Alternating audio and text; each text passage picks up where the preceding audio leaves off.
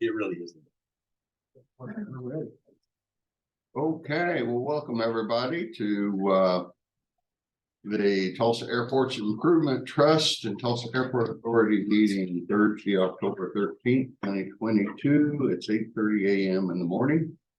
I guess a.m. would be morning, but so I'd like to call the meetings to order, and first item would be we have minutes. Oh, my goodness, we need to have a motion to approve the minutes. We need a motion to approve the minutes so that were sent in your packet. So moved. Second. All in favor, say aye. Aye. Aye. Financial and operating reports. Yeah, so I'll kick things off. That first cover picture was our team for Day of Caring. We had about 15 or so people that went to Educare, which I didn't realize there was an Educare that close to the airport, but they're off of Pine. And we spent all day out in the playground areas cleaning up the landscaping. And that's a tough job. They have a lot of landscaping there, but it was a fantastic facility. The little kids came out and talked to us, and we had a lot of fun. We were all worn out. Fabio, I think, hurt his back that day from all the work, but it was a lot of fun. And then 918 Day, our team, Andrew's team, came up with a fun campaign to welcome our passengers to Tulsa that day. So from 9 a.m. to 9 p.m., we were in baggage claim and had these fun letters, and we're handing out things. People were a little surprised to see us, and we had fun explaining what 918 Day was. And you know, and then those Tulsans who came back were excited about that. Just to brag a little bit on our marketing team, they won 4 Bronze Quill Awards at the recent award ceremony.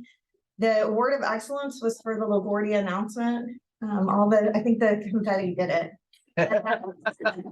But just all their work that they do is real quality work, and it's nice to have an independent third party review it and recognize them for the work that they do. So Right. congratulations to Andrew and his team. We've been busy welcoming veterans as they depart to go to DC. So the Northeast Oklahoma Veterans Freedom Tour was September 27th. They actually stay in DC for several days and then come back. And then the following week was the Oklahoma Warriors Honor Flight. And this is the day they start early in the morning, spend all day there, come home. It's just the most touching thing to be a part of. And Brian and his team handles both of those events. They recruit others on our team to support them. But we really enjoy getting to participate in those events. Are we still getting some World War II veterans? There was one World War II veteran on this flight. Wow. The rest were Korean War, Vietnam War, and I think there were some Desert Storm veterans as well. Okay. Since we last met, we did get officially $20 million from the state for our tower project, which was a big win. We add that to the 21 million that we have. So we have now $41 million. I spoke with Senator Inhofe staff yesterday regarding the $40 million CDS request for funding in the Senate budget bill. We are very positive, or he's very positive, Dan Hillenbrand in his office. I mean, there's no guarantees, but we'll continue to advocate for that.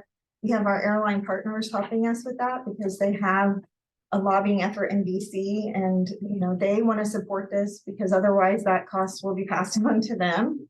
And then we are preparing an application for the FAA's Airport Terminal Program funding. Frank has that, and we'll be submitting a request for $20 million. We don't think necessarily that we'll get that full funding request, but we at least want to let them know that we expect them to participate in this project in some way. So that's on the horizon. That due date is October 24th. A couple of other things. I just wanted to let you know about the city of Tulsa got the Build Back Better grant for urban air mobility or advanced air mobility. And they're really working with Stillwater and the Northwest Arkansas Council to focus on building a corridor between our 3 communities. And, you know, airports traditionally have been a no-fly zone for these types of activities, but as the FAA is working on integrating unmanned aerial vehicles or even manned vehicles that are electric vertical takeoff and landing vehicles, Paul and I have been talking, and we really feel it's important that we understand what that means for the airport, because it's going to have to be integrated with the airport at some point in the future. The FAA will come up with a communication requirement that will allow them to integrate within our airspace. And so we've identified Austin Wheeler on our team. He's the Riverside Airport Manager, to take on that project of understanding what are the regulatory environment that we're working in today. How's that going to change? Because at some point in the future, this is a disruptor to the aviation industry. So how are we going to be able to integrate that technology here at Tulsa International and also down at Riverside Airport? And so he's going to dive into the regulations, come back and provide us with an update. He'll be our subject matter expert on this. He'll be working with Daniel on our team as he goes out and does business development work. And then he'll be working with Frank to say, here's what we need as far as infrastructure. These are the things that we need to be thinking about as far as power or facilities to support this incoming technology. So we're excited to have Austin on that. And we'll be getting briefings from him every couple of weeks as he gains his knowledge in the subject. And then finally, Fabio's going to provide an update regarding the finances for August. But just this morning, he shared with us the September employment numbers. And it's the highest volume of passenger activity in September since 2007. So it's very exciting for Tulsa. It's very exciting for our airport.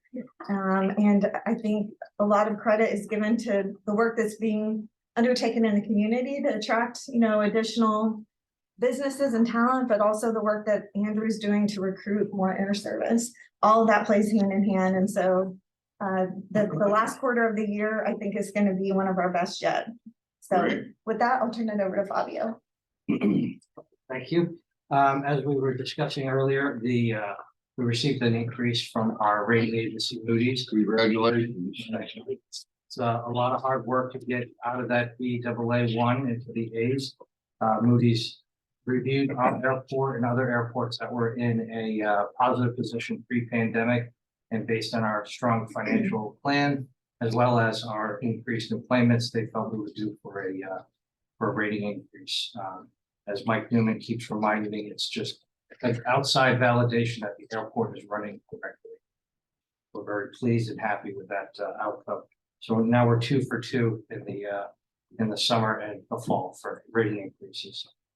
Activity that what we're doing today is August 21 to compare to 22 current day, and fiscal year to date, 2 months into our fiscal year. We've kicked off the fiscal year pretty strong. We have a 17% increase in our revenues when you compare it to August, a 13% increase in the fiscal year to date. That's just a little over $935,000 more in revenues that we've generated this fiscal year to date over prior. Expenses slightly higher. It's a different world. Energy costs, supply costs, everything is increasing, but we're still operating within our budget. And our net operating income before depreciation, even with those increased costs, we're still about 12% ahead for the month over month and 5% ahead for fiscal year to date. So we're living within our means, and our revenues are coming in much stronger, which is a good sign. Food and beverage doing well, continuing to grow and pick up momentum. 21 fiscal year day comparative, 39% over, monthly 37% over. So we're pleased with those numbers as they start to gain traction. Retail, a solid 2% growth fiscal year to date and the monthly comparative.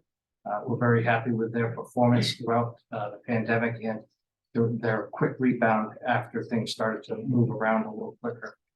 Parking activity doing very well. We're very pleased. We did have a rate increase, but our activities have picked up significantly.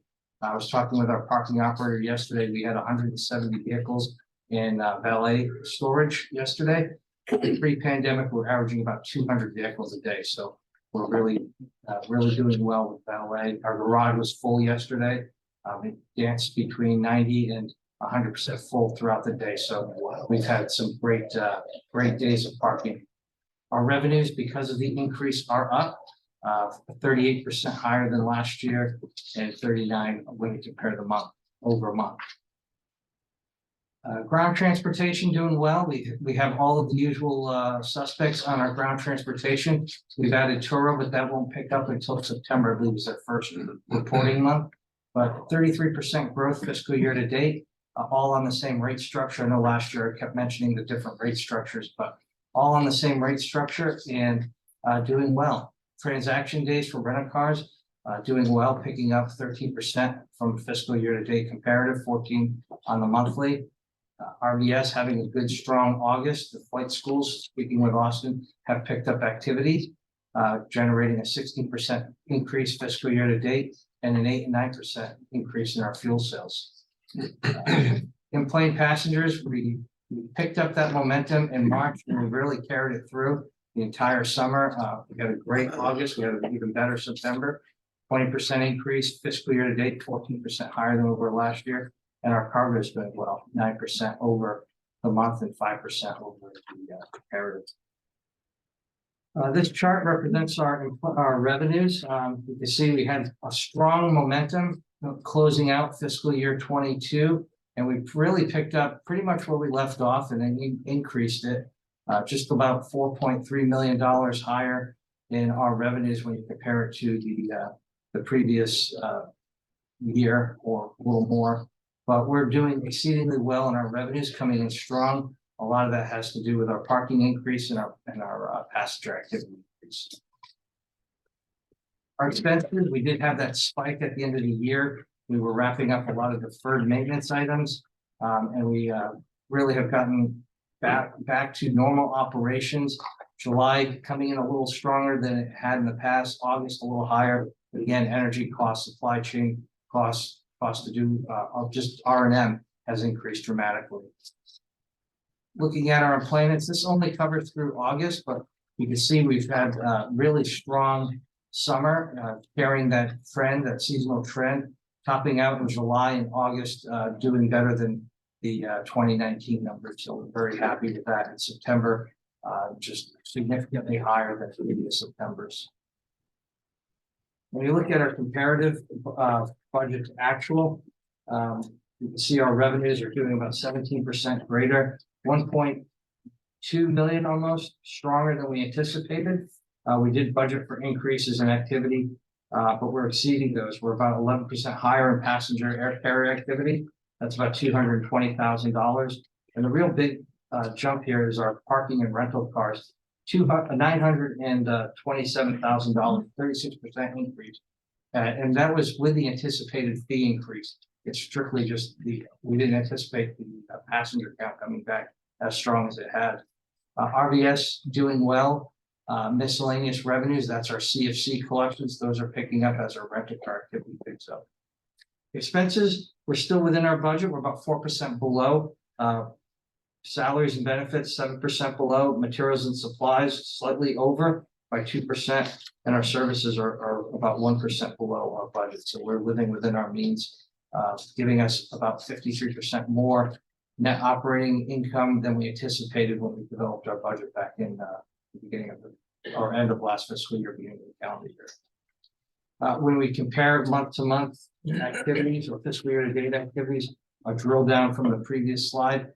Really here, the story is our passenger carrier activity coming in strong, our terminal rents coming in strong, and our parking and CFC revenues coming in strong. Parking 30 and rental cars 30% higher than previous fiscal year. And again, our expenses, it's a different world. It's hard to compare as we see significant increases in energy, fuel, and labor costs. The real number that everybody's hammering for is our days of cash on hand. We have about $25.5 million of liquid days of cash on hand based on our budget activity, which takes into account our operating and our operating capital purchases. We have about a burn rate of $81,000 a day, 314 days, pretty strong number considering the spikes in costs. 3 months into our fiscal year activity for debt service, we have about a little over a month and a half of debt service reserve. So we're in a pretty good position thus far. Any questions? Questions? Terrific report. Yeah, yeah. Just parking this morning. Parkland parking. And Heard that. what, Hannah left earlier this morning, she was gonna do ballet, they were closed, so they couldn't take it. Oh, wow, what time is that? So, Oh, I'll have to, look into it. I know we've had some labor. oh, well, that could be, dude, maybe it was just a labor issue, but, what do we do on parking? And, I mean, Do we have a law? do we have a long range plan? We can't go up anymore. I don't think. Currently, we have valet taking up a portion of our lower level. It's about 150 spaces, give or take. We're working on finding an alternative solution to that. That'll free up over 100 spaces in our lower level.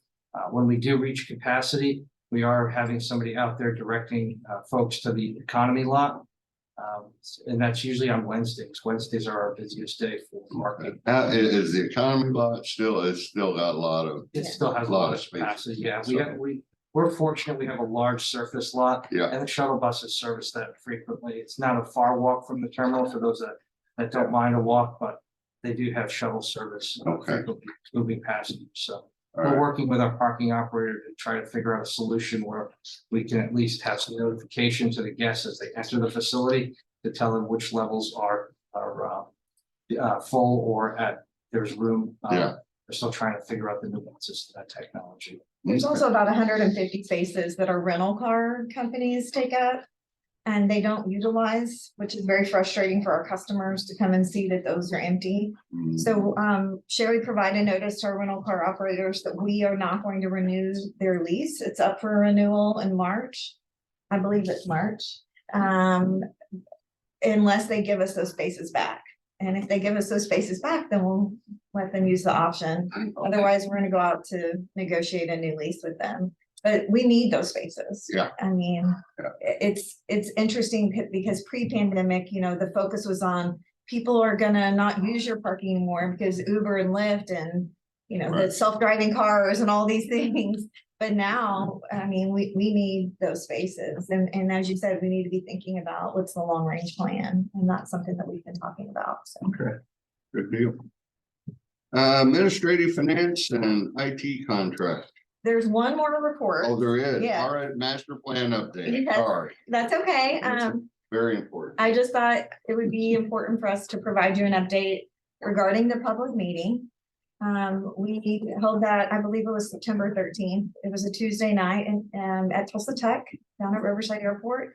We had a couple hundred people attend, mostly Jinx residents who were pretty upset about the discussion of one of the alternatives that was to go south, crossing 91st Street and into the golf course. And I would say that's the majority of the sentiment from the meeting. Kent was there, several of our staff members were there, but they were very passionate about their concern regarding that alternative. We have since taken that feedback back to the planning committee and back to RSNH, who was our consultant. And we've made the decision that we would like to take off alternative 2, which is the one going south, as one of the alternatives. The city of Jinx has told us that there is no way they're going to zone that as an airport use. And because of all the pushback from their residents and from the community leaders, we decided it was not feasible for us to continue pursuing that alternative. There are still other alternatives on the table. There's an alternative going north. There is an alternative to add pavement on both ends of the runway and have declared distances for takeoff. One of those alternatives maintains the airport as a B2 category, which it is today. Another one changes it to C2 category, which the FAA has told us they would require us to do if we add the pavement, because that's basically providing more opportunity for faster, larger planes to fly from the airport. And then Frank had them add another alternative, or the team decided to add another alternative, which is displayed on the screen today. And again, this is adding pavement at each end of the runway, and basically maximizing as much pavement as we can without crossing either 81st to the north or 91st to the south. And again, using declared distances so that pavement can be used for takeoff, but it cannot be used for landing. So the runway protection zones don't necessarily change as far as what we would have to do to, or change to require the golf course, let's say, from, we wouldn't have to make immediate changes to that. Now, in the long run, if this is what we choose to implement, when we'll have to look at the regulations at that time in 2032 when the lease is up with the golf course to determine what the regulations say we can and cannot do. It's hard for us to know because the FAA changes regulations based on safety information. But today, if this is an alternative that the FAA would approve, because we have the lease with the county could continue to operate the golf course until that lease is up. And then, leading up to the lease, we begin evaluating what alternatives are available at that time. But I think the important thing today is just to make sure we have the board support to go ahead and remove alternative 2 from consideration. And then we'll get the planning committee together again to present this alternative because they have not seen this alternative. It's alternative 5. And Frank will be reaching out to the FAA, or actually has already reached out to the FAA to get their input on this alternative. Right, does this include enhanced plane stopping ability in the runway safety area or not? EMAS. Or you can put EMAS, EMAS? Yeah. No, this does not include EMAS. So if we do that, would that affect the runway safety? Right now, if we do this with a declared distance, we will comply with the C2 safety area requirements. Currently, 91st Street and 81st Street are outside of the safety area currently, but they are inside the RPZ, runway protection zone.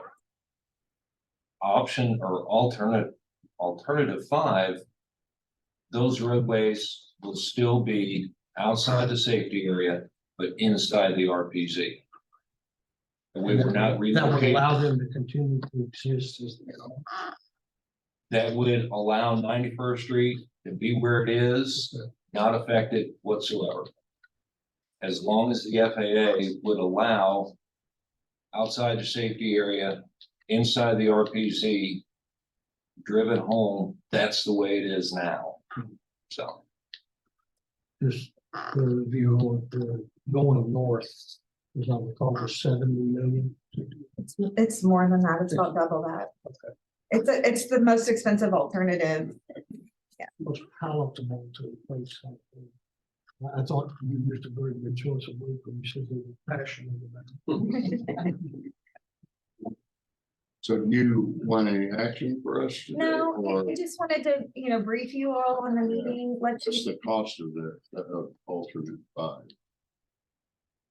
If we do not have a cost yet on alternate 5, it will be cheaper than going south and going north, guaranteed.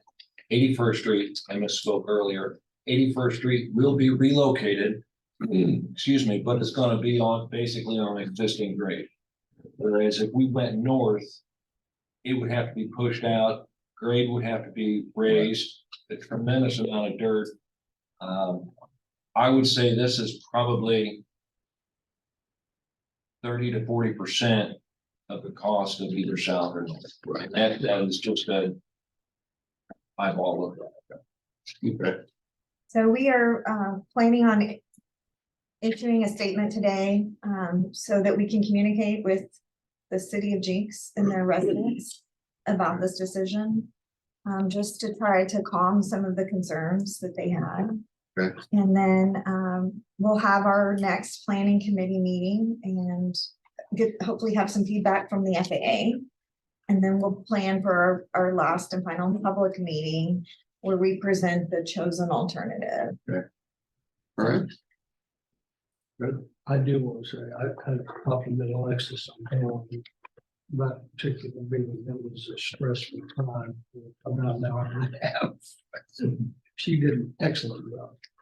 Well, thank you. It was very, a unique experience for sure. I've never been in that situation and you just make do with what you can. so. All right, number 2. Item 2 is approved amendment number 2 to the 5-year capital improvement plan for fiscal years 2023 through 2027 here at TUL. I had to. Here we go. I had to amend this, excuse me, the CIP again. There was an error discovered in the FAA spreadsheet. Typically, entitlement funds can be held over 3 years. 2021 entitlement funds were being carried 4 years. Fortunately, we caught it before we lost the funding. We had about $2 million that we have to use by the end of 2023. So what I did is I took the first item up there, and I do apologize, I did not highlight it. First item up there is perimeter road rehabilitation. We currently have plans on the shelf for perimeter road. I've moved that up, and I'm going to utilize all of the money available for 23 to enhance and repair the perimeter road. So we're lucky enough we have a project ready to go for that. Couple other items that I've changed. I moved some of the projects around. For instance, the second one, I noted that taxiway Mike and taxiway Kilo have been moved. I moved those further down in the plan to kind of utilize economy of scale. I put the design of Kilo and Mike together, and then the construction of Kilo and Mike together in the following year. Hopefully, unit prices will come down because the quantities have gone up. FAA does not have a problem with that. They tend to increase that. Item, excuse me, project 4, which is the Federal Inspection Services Facility. For a long time, we've been carrying $15 million for that total project plan and construction. The consultant now has some preliminary engineering design drawings. They've gone over some estimates. Looking at the economy, the way things are now, they're saying that 15 is going to be closer to 30 million. So I had that changed in here to cover that and represent that more accurately. Another project, large project, is item 8, which is the air traffic control tower. Currently, we had a $70 million project evaluated in there, and when we discussed that, we also discussed that the FAA is telling us we need to provide $24 million worth of equipment for their tower. We did not put that in there originally for the 70 million. After discussing it and talking about it, we figured we would go ahead and add that just so that we've got it covered, and all of the documents show the same thing. So that project went from 70 to 94 million. Now, if all of the funding comes in as we discussed earlier, that additional cost will be covered. So other miscellaneous items I've changed, but if there's no questions, we would like to recommend approval of item 2. Second. All in favor, say aye. Aye. Aye. Opposed, no. Motion carries. Number 3. Number 3, accept the sole source bid and approve the award of contract to Cova Corp in the amount of $104,181.55 for the installation of a new emergency alert notification system as part of our Tulsa crash phone upgrade. This was a budgeted capital project. We budgeted $175,000 for crash phone upgrades. And the reason for the sole source bid is we had an implementation goal to be able to incorporate this into our mass notification system, which is Everbridge. And Cova Corp is the only manufacturer of a crash phone that integrates into Everbridge at this time. So what that means is when air traffic control picks up the red phone. Not only does it contact dispatch and the fire department at the Oklahoma International Guard and our fire department, it also sends out mass notification texts and phone calls to the management team for a quicker response. So with that, we would like to recommend approval of item number 2. Item number 3. This notified for users, It passengers? No, it's so our Everbridge notification system is set up for our management team, our people. It does have tenants in it, but we set the boundaries of the notification. So if there, as an example, if we get an alert for an F-16 coming in and it's also the ATC picks up the crash phone, we're not sending that out to the media, and that's going to Tulsa Fire Department, you know, so they can respond, the ambulance, so it can be at the gate ready to go. And it's getting ahead. So today what happens is they pick up the air traffic control phone or the crash phone, I'm sorry. It goes to dispatch and our dispatcher is making those notifications. So we were removing the human element and automating the system for a quicker response. Okay. Number 3, have a motion. Move. Second. All in favor, say aye. Aye. Opposed, no. Motion carries. Number 4. Okay, number 4, receive and consider amendment to the TAIT Human Resources Policy Manual, section 5.9 for shift differential to remove the evening and overnight shift differential rates. In the text that's provided on number 1 with the change in the language, I've made an error. So our current shift differential rates are 40 cents and 60 cents, not 60 and 90. But the change will remove that, and it allows us to better evaluate our compensation structure for shift diff.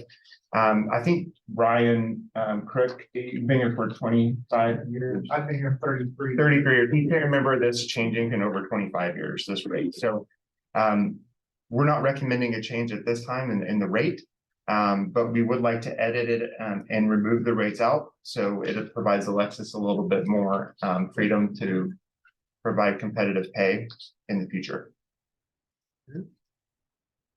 We would, so this will be presented for your approval at the November board meeting. Okay, very good. Number 5.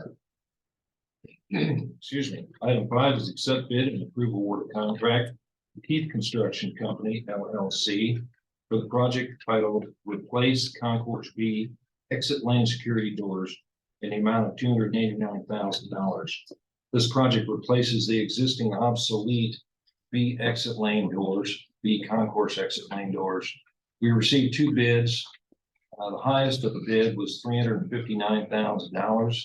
The lowest responsible bid was 35% below the engineer's estimate. Management would recommend approval of item 5. Yeah, I thought we replaced both doors on both concourses a couple of years ago. We replaced the revolving door on B 5 or 6 years ago, probably.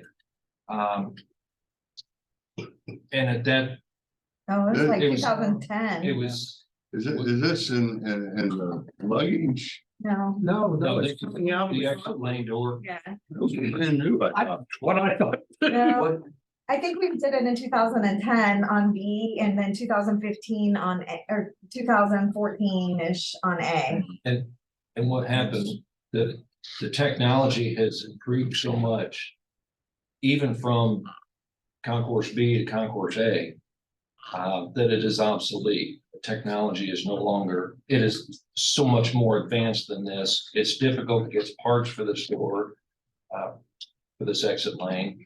The electronics behind it are difficult, if not impossible, to replace. That door has been down quite a few times, or those doors have been down quite a few times compared to the one on A. And the one that we will be receiving on B will be the newest generation. So There's so many moving parts to these doors. They detect dust bunnies on the floor. You know, they're designed to prevent someone from passing back any prohibited items. They're just top-notch technology. Yeah, And we have it, our team, I consider them experts in this technology because they know how to fix anything that goes wrong with them. They just can't even get parts anymore for the technology on view. It is evolving quickly. And so this will give us the latest technology, improve the uptime. If those doors go down, the only way we can open them up for customers to use is to put a police officer there. Right. Because they have to be manned. And so we're excited. I'm sure our tech team is excited to be able to get this new technology in place and get them trained. yeah, I mean, if you gotta have them working, I just think the timing is way off. Cause Yeah. that is much more recent than that, unless I'm just getting, You and I are getting awfully. I've been here too long. Well, I said, what, 6 or 8 years, and actually it's been 12 years since B has been installed. Well, I mean, we had the revolving door. Revolving door nightmares for a long time. They were. They got rid of them. And put They these went to in. the doubles. You're saying that was in 2010? Am I remembering there was maybe I wasn't even recent that we born did here. the floor On the maybe or board in something? 2010, so I know it was long after that.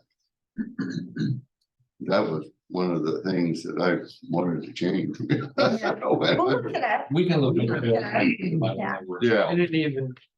anyway, Move approval. move approval, Second. all in favor, say aye. Hello, aye, with 3 out of us, you gotta say aye, right? Or I'll be in trouble. Yeah, just for the, I vote aye. just for the folks at I home. vote aye and. Aye. Any opposed? Motion carried. Number 6. Item 6 is approved change order number 1, Fabric Tech Structures LLC, in the amount of $26,211.26 for the Arrival Canopy Fabric Replacement Project. This cost, or this change, reflects the cost associated with additional painting that is needed. That the area that needs the paint was not identifiable because the fabric was on the structure itself. Once we removed the fabric, we saw a lot of rust and so forth, and that's what this change order is for. This change order is an amount of 3.2% of the total dollar bid for the project. So far, this cost has increased the total project cost by 3.2%. Management would recommend approval of item 6. Motion, So. Second. all in favor, say aye. Aye. Opposed, no. Motion carried. Number 7. Item 7 is accept terminal sidewalk repair project and approve final payment to Barnes Construction Solutions Incorporated in the amount of $31,883.70. This project had a 0.7% increase due to change orders, 6.9% increase due to change of quantities. This project is going to close out at a total dollar amount of $363,839.86, or an increase of 7.6%. Management would recommend approval of item 7. Motion, Move approval, item 7. Second. all in favor, say aye. Aye. Aye. Opposed. Motion carries. Okay, we'd like, Number 8. we'd like to take items 8 and 9 together. Item 8 is to reapprove acknowledgement and consent to subtenant of Tulsa Beechcraft Incorporated effective upon approval. L3Harris Technologies Integrated Systems LP will sublease the premises from Tulsa Beechcraft. And item number 9 is to approve acknowledgement and consent to collateral assignment of sublease to American Heritage Bank, effective upon closing, but no later than October 31st, 2022. Move approval 8 and 9. Second. All in favor, say aye. Aye. Aye. Opposed, no. Motion carried. Number 10. Item number 10 is to approve the non-signatory air carrier sublease and license agreement for Allegiant Air LLC effective November 1st, 2022. Move approval of item 10.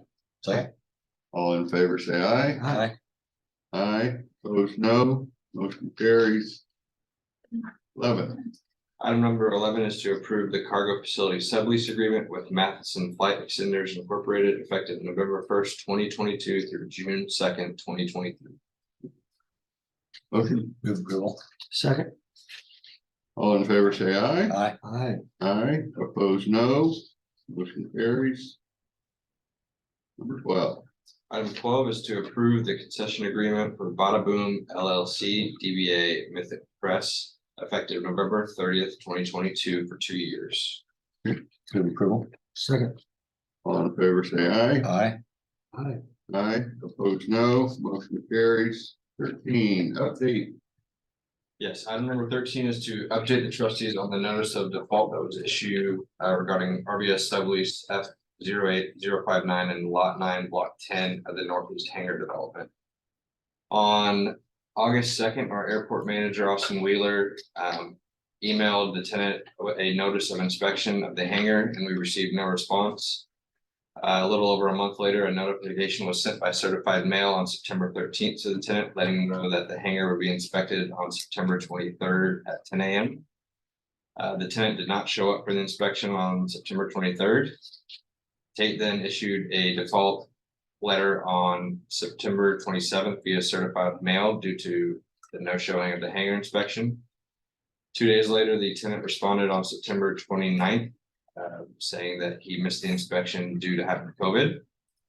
So the tenant will now have 30 days to allow us to inspect the hangar in order to cure his default. And we will be reaching out this week again to reschedule the reinspection for him to be able to cure that default. If that does not happen, then we will proceed with default. What's the hangar number? We don't And have I that asked on some here. time ago, if you put those hangar numbers on. Yep. It's right on the tip of my tongue. Well, okay, I've had that happen. Yeah. B 38, B 69. B, yeah. Yeah. no action, you know, that's just an update. Yeah, I thought it was important that you Yeah. all understand kind of what the history is with this particular issue. Because if we cannot get access to inspect, which is a requirement that we require of all tenants, Right, then we will be bringing a official termination request to you or at the next meeting. very good. No executive session. No TAIT business, no TAA business. Have a motion. Adjournment. All right. All in favor, say aye. Aye. Aye. Opposed, no, we are adjourned. Thank you.